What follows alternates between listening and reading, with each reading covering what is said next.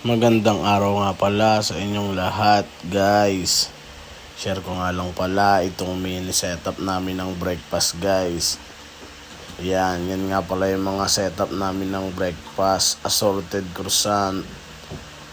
Yan, at assorted breads. Yan nga pala yung guys. Yan, assorted Danish. At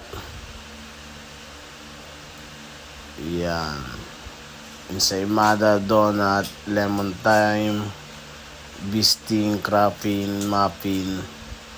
Yan nga pala yung mga setup namin ng breakfast, guys. At may mga big bread din nga pala kami, guys. Sourdough, rye loaf, at multigrain loaf. At sourdough baguette. Yan. At focaccia cheese bread nga pala, guys. Yun lang. Thank you. Pa-like, comment, and subscribe nga pala.